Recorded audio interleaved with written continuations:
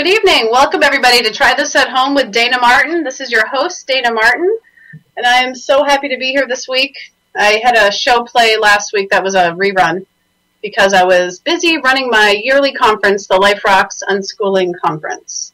It was a great event. We had so many people turn out. I had a huge amount of friends, fans, and followers of my work and unschooling parents. It was so great. I led a number of sessions. I love doing interviews, and I love TV stuff that we've done, and I love this radio show, but my passion comes when I'm really immersed with a group of people who are just hungry to learn about this type of life and this perspective. So I love the one-on-one sessions where I gathered with a group of parents, and we talked about all the different topics pertaining to peaceful parenting, freedom, unschooling. I did a session on partnership parenting teens, using your child's interest as the nucleus of their learning, which is always a really popular one. And one of my most attended ones, and it seems like every single year when I do it, is unschooling highly sensitive children. And I think that a lot of times that's what brings us to this life with parents who have kids who are highly sensitive. So it was a great turnout. I think my favorite event of the conference itself every year is the fire twirling. My son, Devin, I've mentioned it before on the show, but he's a fire twirler, and he learned how to do it when we were in Australia speaking. And I decided to bring it to my yearly conferences, and it's so beautiful to see parents trust their kids to do it. It's a pretty intense situation, and we take it really seriously. I'm usually the one, along with other hotel personnel on staff, with a fire blanket and fire extinguisher just in case, and we make sure the parents know how safe it is as far as all of us spotting all the kids. But to see a 5-year-old, 6-year-old twirl fire and the capability that they have to do this is incredible. So it's really symbolic to me. I've always loved Tony Robbins' work, and I love that he does a fire walk at his retreats and his conferences. So I wanted to kind of pull that in a little bit different angle with the fire twirling, and kids love it. There's so many pictures posted of these kids fire twirling.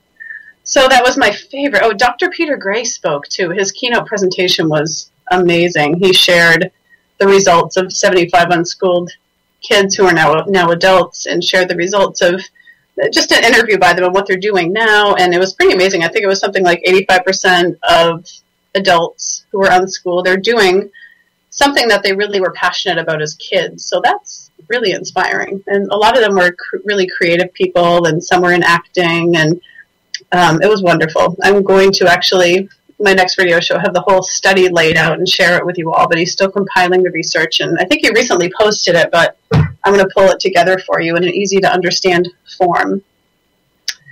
I've had several coaching calls this week.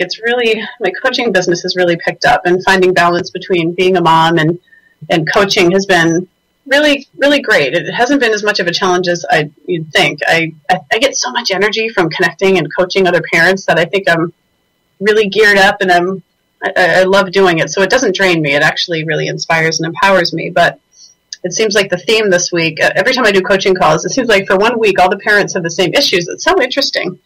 So this week it seemed like a lot of the issues were surrounding screen time, or what parents call screen time. And I hate that term, actually. It really drives me nuts because it just has this disrespectful energy. I think a computer is a computer and a wonderful learning resource, and a television is a television, but screen time just kind of, I don't know, it's a little bit disrespectful to me as to the usefulness of the way that TV and media can be helpful. One thing I shared with a mom today was that the studies that have been done on kids in television are generally done with schooled kids. These studies aren't done with free children. These studies aren't done with kids who are unschooled. So it's such a different outcome when kids are forced to obey adults all day long, and they live in the authoritarian paradigm.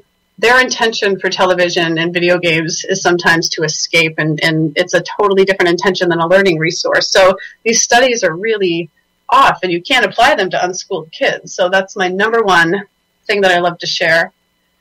At my at the conference, I was blown away. I had this young girl approach me, and she said, I'm a big fan of your radio show. And I was really surprised, and so pleasantly surprised, because I thought that most of my audience was adults. I work with kids and teens all the time, but in this particular avenue of advocacy, I for some reason didn't assume that I had any kids or teens as an audience, but I apparently do. And one of them, like I said, I met at the conference. Her name is Isabel, and she was anxious to call into the show. And I asked if she wanted to be on so I could just talk to her, and you could hear from she's 10 years old, and I want you to be able to hear from a young, unschooled girl her experience of the conference and her thoughts on her life. And she's just a really amazing human being. When you hear her voice and you hear her, she's so wise beyond her years, and I truly believe that's due to her freedom and respect. So she just joined us. Hi, Isabel. Thanks for being on. Isabel, are you there? Let's see. I can't seem to hear her. So are you muted? She called in, so we'll see. She'll probably, there must be some kind of tech issue on her end. But in the meantime, let's see. So Isabel, just let us know once you're on, you get your tech issue taken care of. Because I did accept you to the call, so you're hanging on there. Let's see. It says you're on. Call on hold.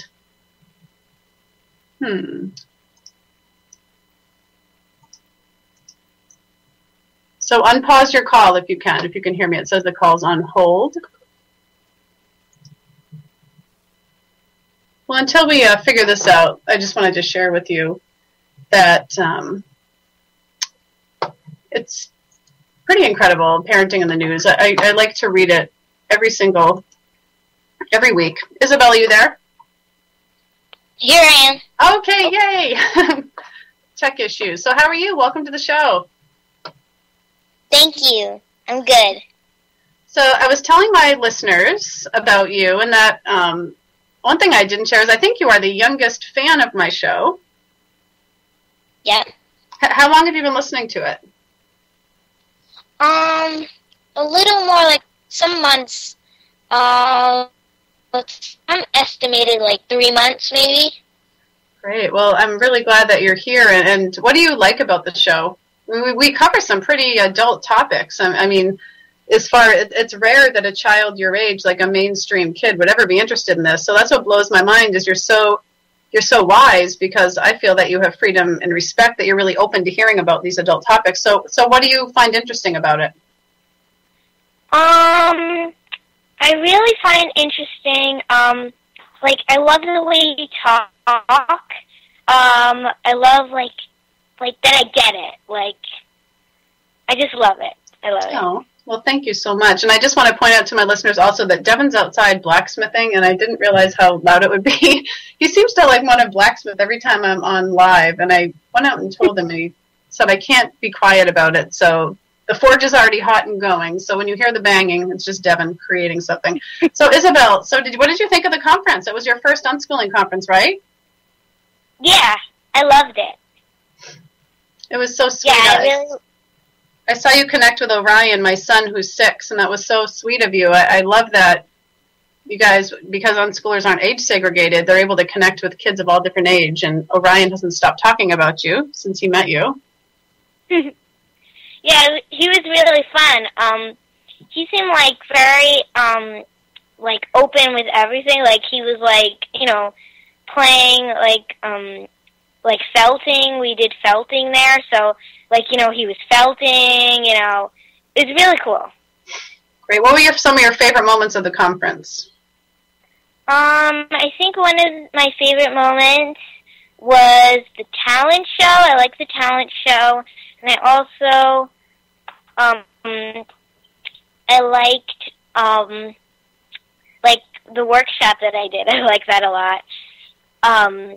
You seem to really like the Mothers and Daughters Sacred Circle that we did. Oh, yeah, I like that. I liked everything.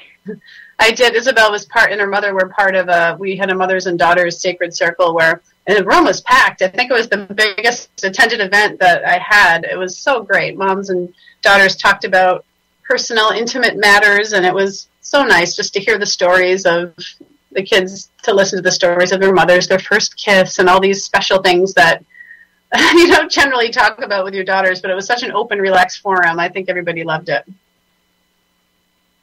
So how long have you been unschooling, Isabel? I have been unschooling, like October of 2011. And what made your mom decide to do it, or what made you decide to do it? What can you share with me? What led up to that, and how you guys heard about it? Well, my mom always, like, she tells us story, like, all the time, that she always wanted to, like, homeschool. And, you know, since I wasn't even born yet, she had been wanting to homeschool. So when we moved, she had me put, because they were unpacking boxes and everything, so she had me put in, I think it was pre-K. Or, yeah, it was pre-K, right? Pre-K. And, like, I loved it. So I wanted to go to kindergarten. So then once kindergarten ended, I wanted to go to first grade. So, like, I don't know, like, in the middle of first grade, I started to kind of want to be homeschooled. And that's when I waited till the end, of first grade, and then I was homeschooled. So what led up to that? Why did you want to come home? Do you remember? Too much stress. In first grade, huh? Really, yeah. Wow. Do you remember what was stressful? I think, like, I mean, my mom could tell you, like, you know, we used to come home with, like, a lot of homework.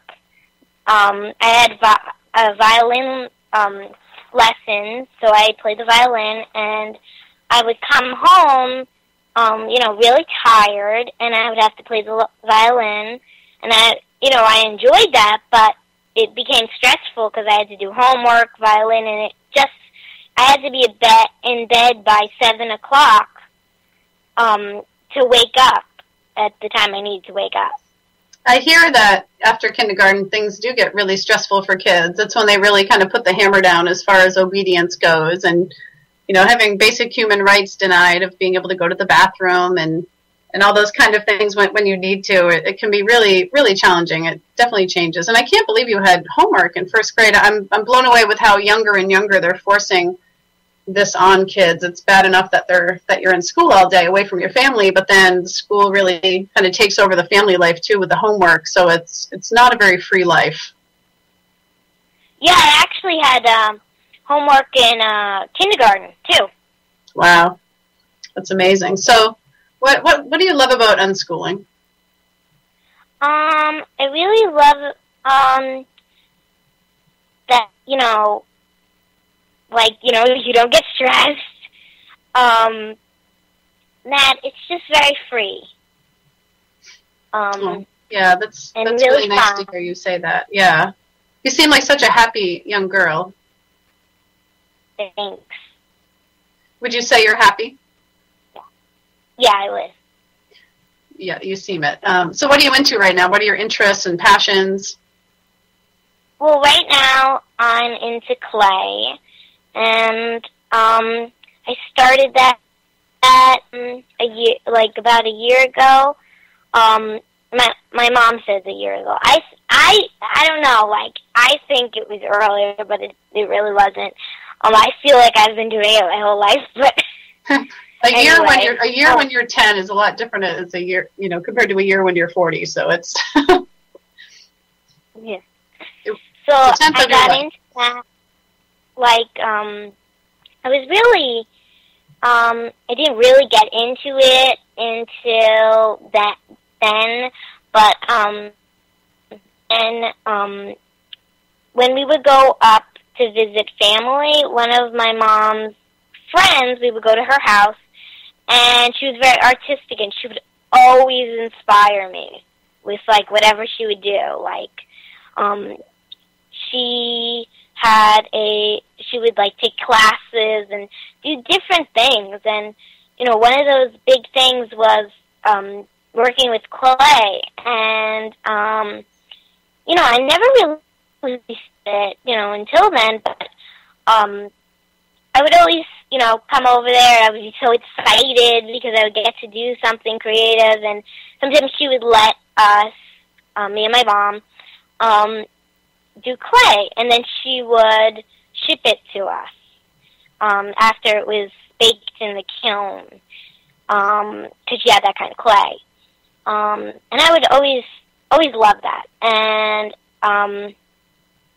yeah, so, I went on this clay, called Super Sculpey. Isn't that the session you did at Life Rocks? You did is it polymer clay or is it? Yeah, it's polymer clay. Polyform is the website.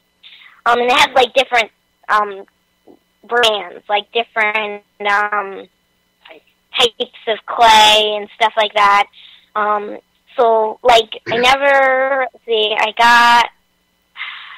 got some clay from her, and I took it home, and then I don't think I used it till like months later, and then by the time I went over to use it, it was already dried up. So we went to Michael's to get some clay, and it was colored.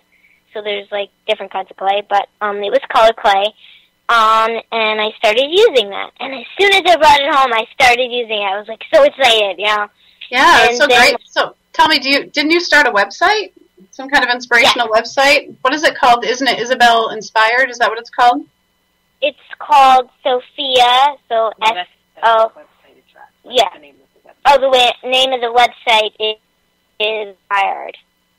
Okay, well, great. Well, we'll post that on my website or my blog or my Facebook page, too, after, so people can check you out. So what is the purpose of your website? What are you hoping people learn from it?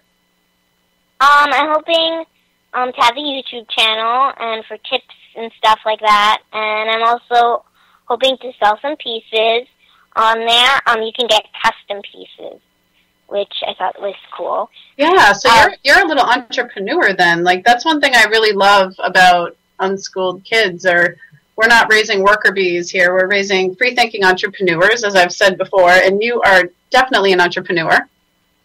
Yeah. That's so great. I think kids that are in school are conditioned to take orders, and they slip into a cubicle and working for somebody else so well. But you unschooled kids blow my mind with how you're all such entrepreneurs and making money for yourselves already at such a young age. It was funny, the only challenge of the conference, of the Life Rocks conference, which I really need to think an answer to, is we have what's called the Renegade Bazaar, as you remember. And during the bazaar, everybody has a table. Well, every single attendee pretty much had a table to sell their stuff, and we had no customers. So it's like the entire conference, all the kids are such entrepreneurs as unschoolers. We didn't have any customers because they were all selling things. So we need to get, wasn't that interesting? Yeah, that was really, really funny, even though nobody sold anything. Like, the things that people had, and like, they had all these tables, and like one girl had like spray painted this like I think it was like the universe, like planets, and it was so cool. Looked at each table, and I thought every single one of them was amazing. Yeah, it was pretty cool. Devin was selling his knives, and he had different things that he had made, and there was so much creativity. We need to rethink the format of it next year. And we need to bring some outside people. We need to turn it into a store and bring the average person in to buy stuff from you guys. So that was really great. And it was so inspiring to see everything everybody was selling. So that was cool to be part of. Yeah. Yeah. So is there anything else you want to share with the listeners? Let's see. I really appreciate... Well, I was going to say, I really appreciate how you came up to me at the conference and so confidently and just shared that you followed my work and that you were inspired, and it just brings such joy to my heart. I love inspiring parents, but to hear that I touched the lives of children and teens it's awesome. So thank you for sharing that. Thank you. Thank you. Yeah, well, maybe you can be on another time. I really appreciate you taking the time to come on, and thank you to your mom, Sophia, for inspiring you too as well, and supporting you in it, I should say. Well, you guys have a great night, okay? You too. All right, thank you so Thanks much. a lot. Thank you. Bye. Bye. Okay, well, thank you to Isabel again for being on the show and just sharing how she has come to an unschooled life. It's interesting how how much schools have changed. I mean, even since I've gone, it was bad enough when I was there. But when nowadays, with homework being given to kids in kindergarten, I just can't necessarily believe that, and just the overall conditioning. I generally like to focus on what I'm for and not what I'm against, but I think it's so essential to be real on different interviews and radio shows I do. And on my personal page, I don't post a lot of stuff like this, but on my author page, I tend to kind of go a little deeper into the anti-school mentality. But this just came across my screen today when I was online, and it was the fact that there's been 74 school shootings since Sandy Hook, and I can't believe it. That's amazing. I mean, I've heard of a few of them, but I had no idea. In fact, my husband sent me a link of a bulletproof blanket that they're selling now for parents to buy for their kids to come bring to school. That is so scary. I mean, even regardless of whether you believe in unschooling or not, and you think this is the way, the whole peaceful parenting, like, I can't even see how parents could send their kids to such a dangerous place when they could learn just as well at home. Even if you're somebody who buys a curriculum and you're doing the traditional homeschooling thing, I mean, what is the point of putting your kids in that kind of danger and that kind of fear? But the article goes on to say, the country has to do some soul searching about this, says President Obama. For American, the scene was mind-numbingly familiar. SWAT teams with guns drawn descending onto campus after reports of gunfire. Students streaming out of the buildings with their hands raised in the air. Crying parents frantically trying to reach their children. Media swarming, helicopters hovering overhead. Communities shaken and young lives lost. Tuesday's deadly shooting at Reynolds High School in Troutdale, Oregon, was the 75th school shooting since December 14th, 2012. Did you guys have any idea that there's been 74? Who's keeping this from the media? Because I've heard about the big ones, but I haven't heard about all of these since the massacre at Sandy Hook Elementary School in Newton, Connecticut. According to Everytown, the grassroots gun control group launched earlier this year by former New York City Mayor Michael Bloomberg. Everytown defines school shootings as incidents in which a firearm was discharged inside a school building or on a school campus. Put another way, there have been on average a school shooting every 7 days since the tragedy in Newtontown, a statistic not lost on President Obama. We're the only developed country on earth where this happens, Obama said Tuesday during a question and answer session on Tumblr. And it happens now once a week. It's a one-day story. There's no place else like this. While gun rights advocates say that failings in the country's mental health system are to blame for the seemingly endless string of U.S. school shootings, Obama said that the nation must figure out a way to keep guns out of the hands of mentally unstable. Well, they could start by not drugging kids. Don't people see the connection to this, to control and drugging kids? And my article that I read to you guys a couple weeks ago was talking about that they're drugging kids with Ritalin at age 2 and 3. How can people not put a connection with trying to, and it's all about control. The overall idea of control and drugging kids and abuse and everything, all the other many side effects of the authoritarian paradigm, I really believe causes all of this. The United States does not have a monopoly on crazy people, he said, and yet we kill each other in these mass shootings at rates that are exponentially higher than any place else. Well, what's the difference? The difference are these guys can stack up a bunch of ammunition in their houses, and that's sort of par for the course. The country has some soul-searching to do about this. A map of the school shootings since Sandy Hook, posted on Twitter by Huffington Post, has been retweeted more than 1,000 times.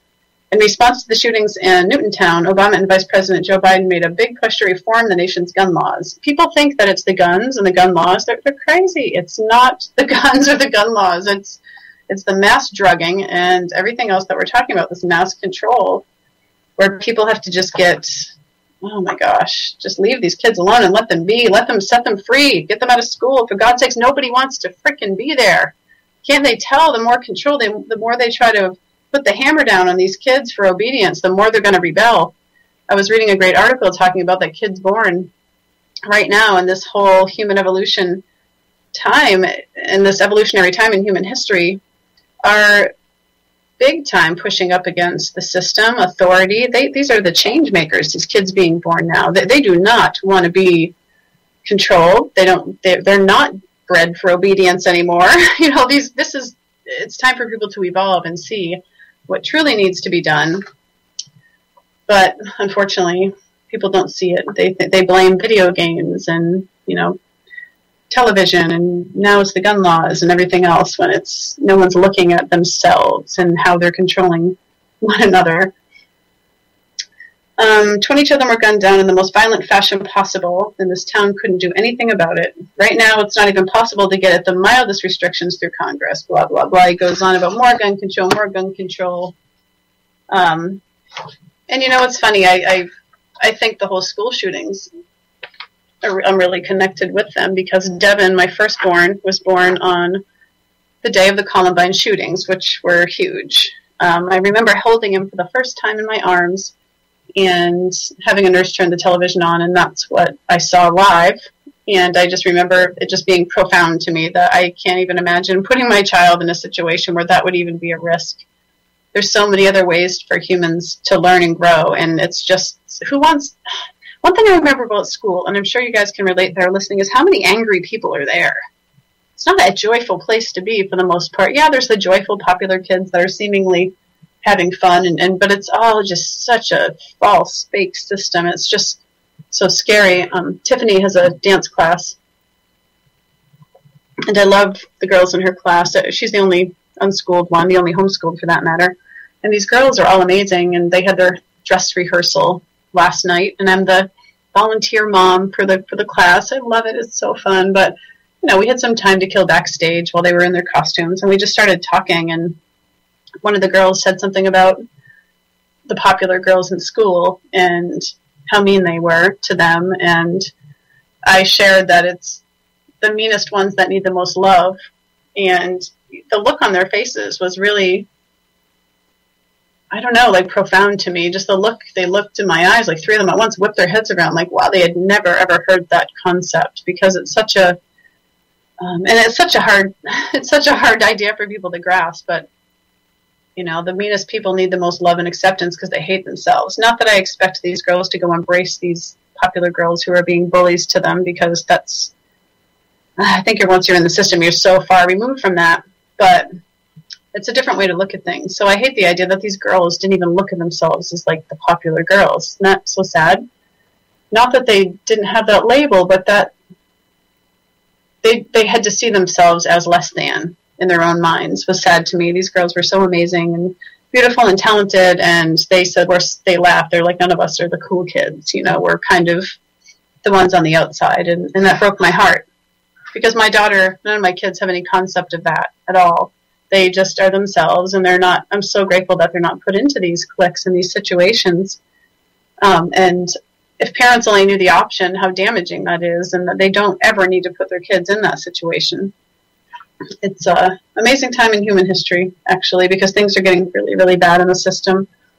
And having Dr. Peter Gray speak at Life Rocks was really great, because even us seasoned unschoolers, I've been doing this from day one with my kids, so 15 years, I've had this mindset that I've just kind of expanded on and supported other people with. But to hear him say that every single person who took this survey was successful in some way, they were happy. They were making a wonderful living. Often, so keep in mind, I mean, he put a call out for people to be interviewed for this study. So these are people obviously feeling really good about their lives. I guess that the kids who are the adults, that there was, I think, 4 out of the 75 that were not happy with unschooling. They wished that they weren't unschooled, and 3 of those 4 were raised by fundamentalist Christian households whose parents were extremely controlling and didn't let them do anything. So it's kind of weird, because unschooling philosophy is on this huge spectrum. You know, unschooling itself is not doing school at home, but it doesn't necessarily extend into parenting for everybody. Radical unschooling is what I promote, and that's the title of my book, and that's extending the trust that parents have in their child's education to every area of their child's life. So when I talk about unschooling on the show, I'm referring to radical unschooling, but not everybody sees it that way. So his study was based on unschooling in general, which was not necessarily freedom-based or peaceful parenting. It was just freedom with education. So, if you don't know Peter Gray, you got to check him out. He wrote the book Free to Learn, and he's a research doctor at Boston University, or Boston College. He corrected me. It's not Boston University, Boston College. And he also writes for Psychology Today, and he has some really great stuff. There's a lot of it's so interesting to me that like these older men are pioneers. There's John Holt, there's John Taylor Gatto, and there's Peter Gray. These guys are really passionate about this, and they're really educated as far as that the average person really listens to them because they have, PhDs, or like John Taylor Gatto was Teacher of the Year 4 years in a row. So because they're in a mainstream perspective authorities and respected either doctors or teachers, people are really open to hearing from them. So some people hear from me and they're like, who the heck is she? She's not a doctor. She's not a child psychologist. How can she know what she's talking about? So if you want to educate somebody else about this, point them in the direction of one of these guys, because Dr. Peter Gray, when people hear he works for Boston, College, they're really impressed and they're more apt to hear his words. John Taylor Gatto is a friend of mine. He's an amazing man. He wrote the book, he wrote a few books, but Dumbing Us Down is the one that is most life-changing for people. And, so check these guys out to learn more about the history of school. I think that is one of the most important aspects of coming to an unschooling perspective, is learning why schools came to be in the first place. Because once you read it, it's weird because you have this energy of feeling like scammed. I know that you go through this, most people go through this mourning process of like, really? Like, even teachers are scammed into the system. I know that there's so many teachers that are so well-intentioned out there working and doing what they're doing. But, the overall intention of school is to create, the initial intention was to create factory workers and to teach everybody the same thing and keep them on the same level. We're so dumbed down that, as John Taylor Gatto's book is titled, that we think, people are like, what about this? What about that? How are your kids going to, be successful in life if they don't know this and that? And it's like, don't you realize that your kids are going to have a hindrance because that's what they were kept in, that one curriculum? Our kids are already successful in everything they're doing because they're able to be individuals and focus on their strengths and really, really thrive and grow based on them. So it's challenging when people, ask me different things about unschooling in regards to, well, your kids aren't going to know advanced algebra. Well, unless they have a career that needs that, they have no need for it. They could learn it. You could learn an entire high school career of math in a total of 2 months once you're 17 years old. I could learn it all right now if I wanted to, but I don't really have any desire to at the moment because, you know what, I never liked math. See, and that is conditioning from being in the system. I was told my whole life I was awful at math. So I've always carried this idea that this math phobia, maybe I should heal that. My kids don't have that. They use math as a tool every day, and it's not a big deal for them, where I kind of cringe when I see numbers.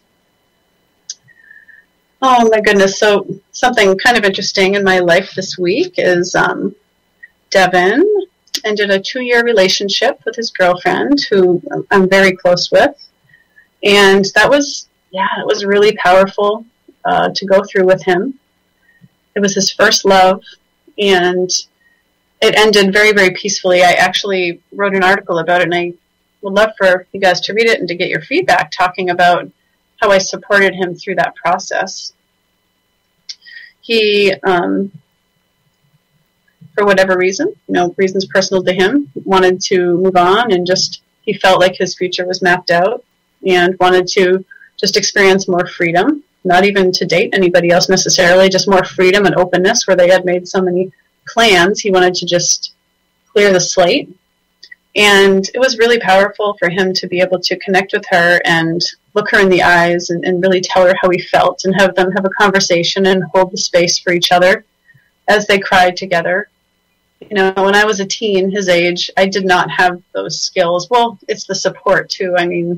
Being a connected parent, I try to support my kids through everything they need me for. And when I was a teen, I would break up with a boy and never talk to him again. I'd pass him a note and that was it. I could not bear the pain of somebody else after I ended a friendship or a relationship of any kind. It's funny because looking from the outside in, you might see somebody do that, or maybe you're somebody who's done that. And people think it's so mean, and it's not your intention. It's just you do not have the skills to be able to bear somebody else's pain.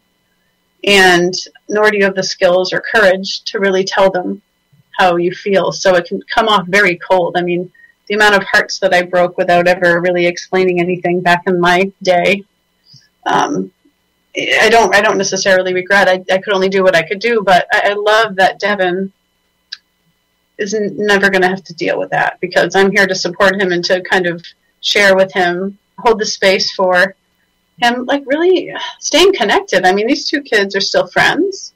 They still love each other. Who knows what the future holds for them? But the fact that after being in such a long-term relationship, that it doesn't have to end angrily, I think that's really rare in our culture. I do. I think that kids in school don't have the skills to do that necessarily if their parents are really disengaged. And a lot of times parents don't even know who their kids are dating, and they're so not involved in their lives because they're conditioned to not be in a partnership kind of dynamic with the adults in their lives, that they turn to their peers, and many times peers don't have skills to be able to support their kids through that. So I really think it's powerful in an evolutionary sense that we can share with our kids how to end relationships or let them evolve into something different more peacefully than many of us had.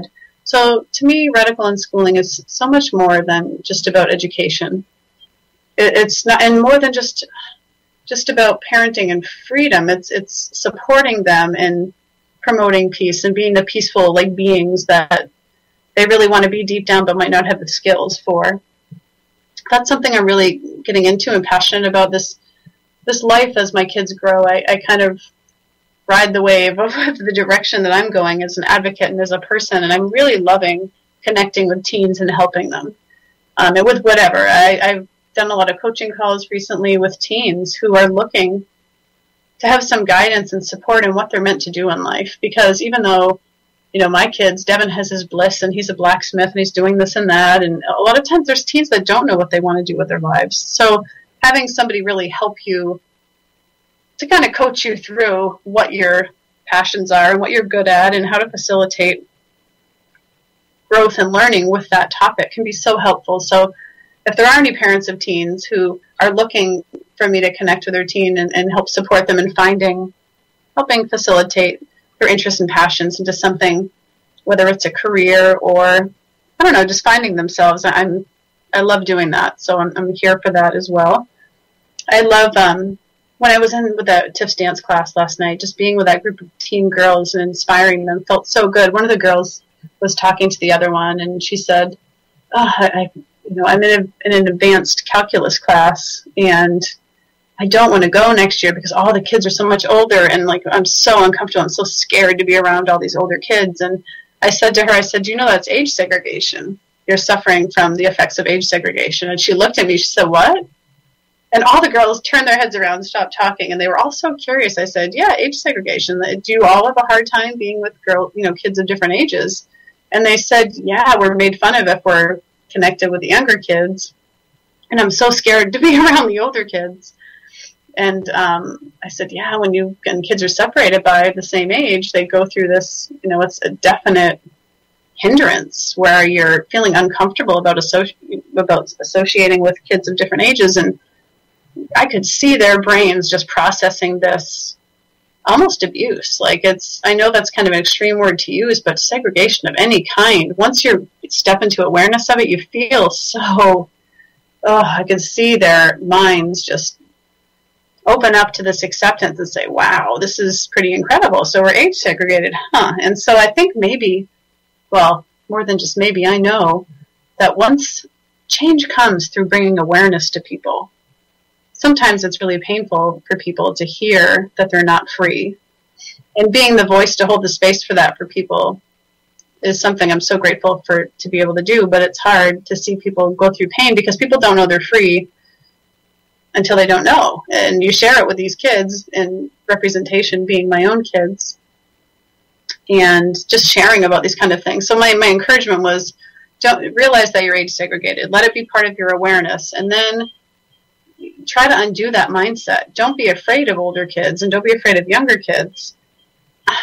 The funny thing about it, though, is it is kind of scary because older kids are conditioned to be mean to the younger kids most of the time, while the kids are in school anyway. So it's easy for me to say, oh, don't let it bother you. Don't be afraid of the older kids, but they're all kind of conditioned to not connect. So if you're already within the broken system, it's understandable, the fear and so forth, but bringing it to somebody's awareness is something really important to me. And I'll really miss these girls over the summer. I'm looking forward to connecting with them. So I'm trying to find some way that there's got to be a way this message can be of use in schools.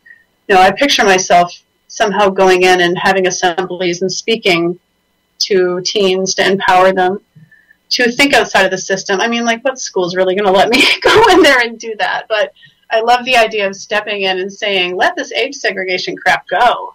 Embrace each other, and talking about bullying. I mean, I think the whole bullying conversation is probably, it's been there, done that. But if I could take it to a different level of acceptance for these kids and talk about partnership and how to communicate with their parents when, that's one thing that I love helping teach them, how to communicate with the parents when they're feeling things are really unjust, to really speak that instead of getting angry and defensive, and how to speak to your parents in a peaceful, kind of way, saying, this just doesn't feel very just to me. Oh my gosh, Devin you wouldn't believe how far away his forge is, and I can't believe how loud this is. I'm anxious to see what he's creating. I'm taking help calls on the show tonight. I know I only have 15 minutes left, but if anybody's listening, add me on Skype. My Skype name is The Unnanny, TheUnnanny. Call in. I'm happy to answer any questions that you have. Let's see. Some common questions that I've gotten this week. Let's talk about some of those. Oh my goodness, my Whole Life Unschooling group. I think I have like 8,000 members of the group, and it's a very active group. It's on Facebook. I get questions all the time about kids keeping their rooms clean, and like how do you get a child to help clean the house, and those kind of questions, the more common ones. And I always think that my listeners are probably so sick of hearing me talk about it, but I just keep getting the questions, so I'm happy to talk about it some more. Parents think in such extremes when they're really they don't want to change. You know, they don't want to, they're afraid to let go of control because they think that they're going to just lose, that the kids are going to be crazy and not be willing to help at all. Some people were talking about today forcing their 5 or 6 year old to clean the house, and that if they didn't do that, how would they ever have accountability? And I like to share that accountability is a really internal, personal thing, that you can't force accountability on somebody. So forcing a child to clean does not develop accountability. If anything, it causes resentment, and it causes the opposite effect. Force and control never teaches people anything but power, the fact that power rules. And if you really want your child to grow in true accountability and it is to help foster true internal motivation and support them and respect them. Expecting a 5 or 6 year old to clean the house or to necessarily pick up their toys or clean the room is sometimes an unrealistic expectation. It can feel very overwhelming. I'm not saying that you should do everything without their help, but I mean, definitely get down and help them. If you help your children, you're modeling for them that's what we do when we're part of a family dynamic. We don't say, this is your mess, this is my mess, you messed up the kitchen, that's your mess, you clean it up. When there's things in the house that need tending to or cleaning, we tackle it together. I think I definitely do the most of it, especially when my kids were really young. I was really happy to clean their rooms and so forth. Now they pick up where I left off. You know, they have the default setting for our home, and they were never forced to do housework or chores against their will, yet they really help out. After the Life Rocks conference, Devin had so much fun connecting with all his friends who were teens that he said to me when we got home the other day, he said, can I invite everybody back over here? You know, we're not done hanging out. We want to spend more time together. And I said, yeah, sure. And so he called his friends. I think there was 8 teens coming over on Friday, and some even from far away, from New York and Maine, all coming back to our house to hang out for another 4 days to a week. And I asked him, I said, could you mow the lawn, please, before everybody gets here, and just help me, just vacuum over in the guest space just to make it clean, and just help me out with everybody coming over at such short notice. I have a lot to do. And he was more than willing to. I didn't need to have a chore chart or threaten him or have that kind of authoritarian attitude. When you're in a dynamic with your family, you just talk to your kids about it like you would anybody whose relationship you value and who you care about. I wouldn't say threaten my husband. I would just ask him, hey, can you help me with this? And kids are responsive in the same way. The thing is, parents just think that they need to train their kids. It's such a different mindset. They think that kids are born kind of a blank slate and they need training to learn how to be good people and learn responsibility. Kids don't ever learn responsibility by force. In fact, it backfires. The opposite happens every time you attempt to do that. For one, that the negativity in the relationship and the partnership is deeply affected. When that connection is, and that foundation of trust is damaged, it's really hard to build it back. And that's the most important foundation of our lives as unschooling family, is having that respect and trust between us. And when it's affected, it really affects everybody so negatively. So people say to me all the time, well, do you do everything around your house then? So you don't expect anything from your kids. And I don't expect anything from my husband either. He just helps out because that's what makes sense to do. So I expect everyone to be as respectful as I am to them. It's really basic and it's really simple, and everything gets done. So much of it's attitude. I think that we worry so much about too much in the future in our culture. I mean, if the house is messy, we clean it, sometimes more than others. Our home is our workshop. It's not a museum of our things. I think that's what's so different than a mainstream approach. Is most people just, as long as their houses look perfect and they look like museum of all their things that they've worked so hard for, that's the purpose of the home. But our home is so many different things for so many different purposes. It's a dance studio, it's a library, it's a workshop, it's a research center, it's a bakery. I mean, you name it. Our home is used, it's lived in. It's very rarely in a perfect state. And the second I get it in what I think in my mind is the perfect state, something comes along and, creates more for us to do together as a family to clean up. So I try to look at every single thing I do every day as far as cleaning goes as progress. Like, I threw the dishes in the dishwasher before I came up here for this call. And as long as you keep up with the stuff that builds up, like laundry and dishes, I think you're so ahead of the game. Everything else is really easy. It's all the old housework thing. People just think they need to force or control their kids or do chores. All of it's so unnecessary. You only have to ask them to help out. Hey, Devin, can you empty the dishwasher? And he has the freedom to either say yes or no. If he's in the middle of a game, I'll be respectful just like I would with anybody else and say, hey, when you finish that game, when you have time today, would you mind emptying the dishwasher? I want to reload it. And he'll totally do it. When he's done his game and I'm respecting his time frame, he was happy to do it. Sometimes I remind him, hey, would you mind doing the dishes so you're still up for it? And he'll say, yeah, just let me finish this. So he'll finish and help. All my kids are so open to just helping through asking. Orion's only 6. It's overwhelming for him to think about cleaning. I ask him if he wants to pay. He loves to fold laundry, so I know what he doesn't mind doing. And I ask him to join me if he wants to. But again, my kids do have total freedom to say that they don't want to, and I never force them. I don't mind housework, though. I know not everybody's in that place, but I really like it. I love making my home my nest and making it fun and creative and organizing it in such a way that there's always a clear space that my kids can pull something out of and start a project or a puzzle.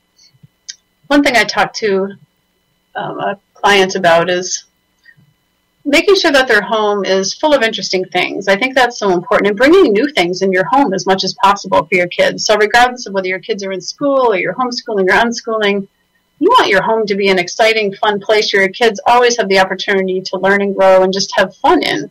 If your child's doing nothing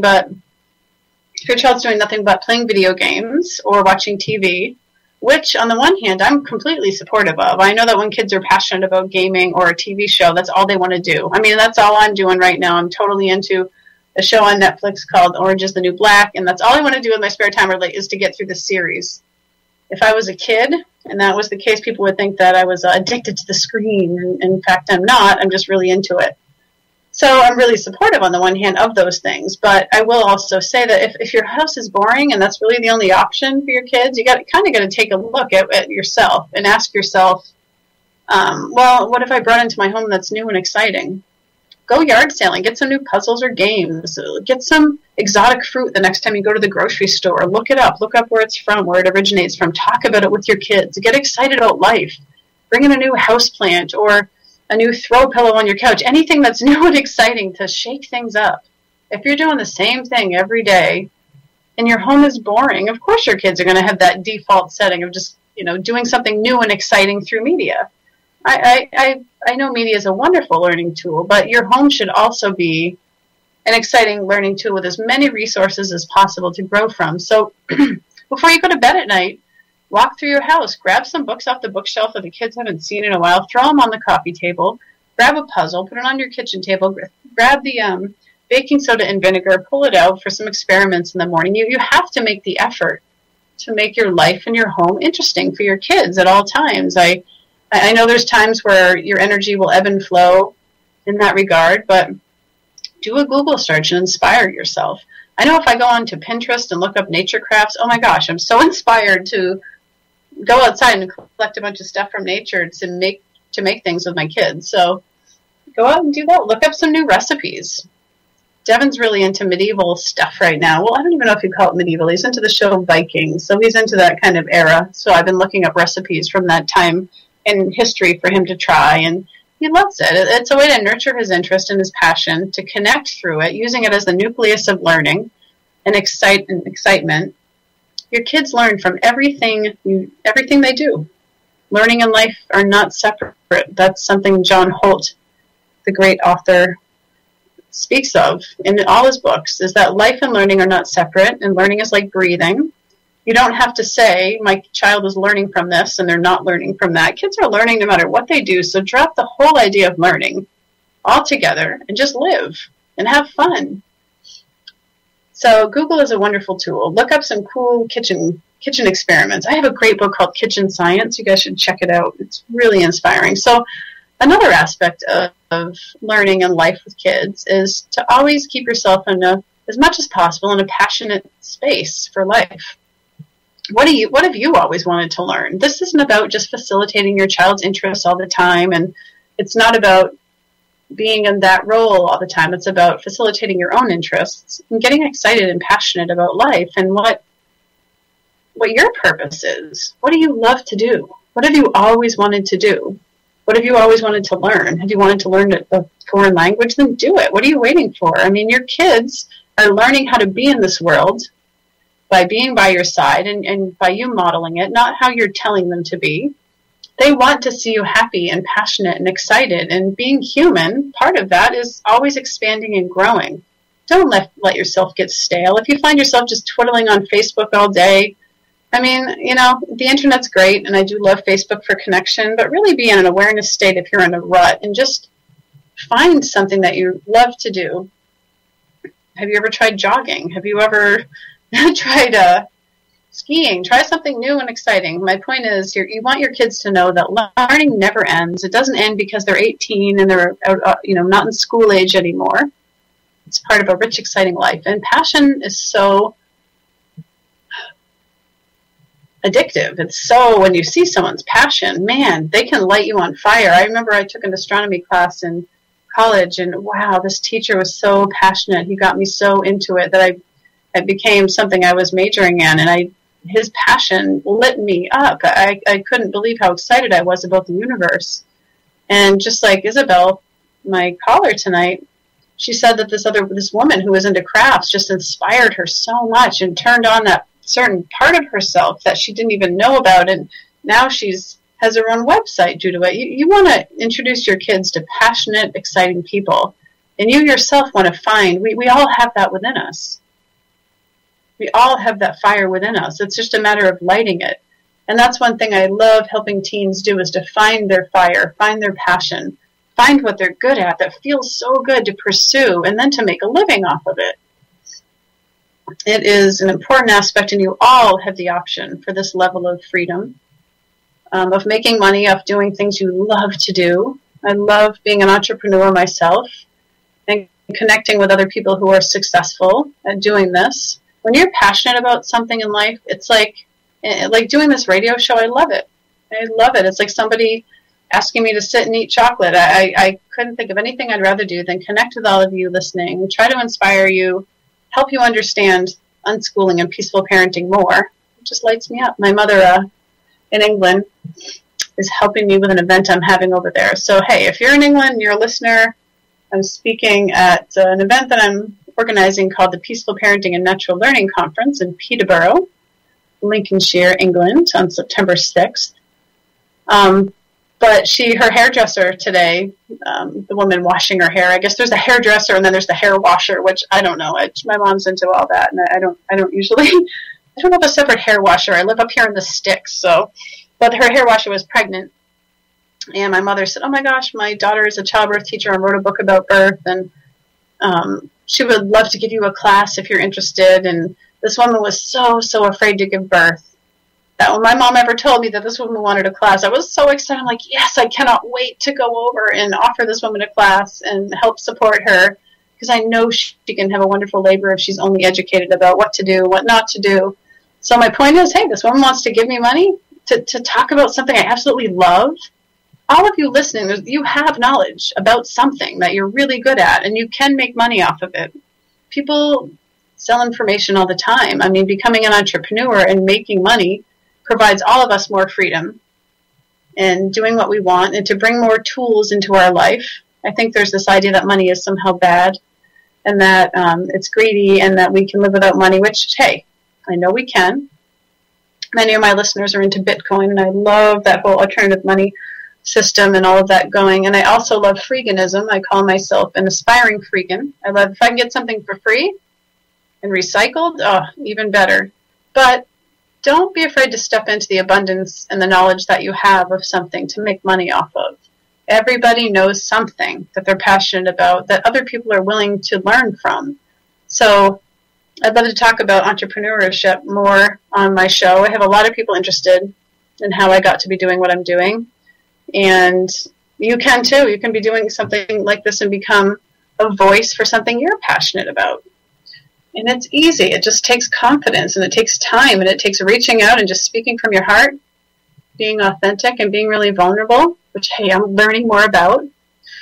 Vulnerabilities, that's it, man. Being vulnerable and sharing your weaknesses and your learning process is the way to go. So don't feel like you need to know everything, but be willing to be seen. Be willing to put yourself out there and be yourself and just share who you are as an individual with other people. And man, people were hungry for this from each other. It's this authenticity, honesty, sharing our mistakes. And that's something I shared in my latest article on my website called Facilitating Relationships, Holding the Space. And I share all the wonderful mistakes that I've made in my personal relationships. So thank you guys for tuning in tonight. Find me on Facebook, Dayna Martin. Connect with me. If you're listening to this on YouTube, please go down and give it a like and leave me a comment. I'd love to hear from you. So thank you, Isabel, my guest, and thank you, everybody, for tuning in tonight. See you next week.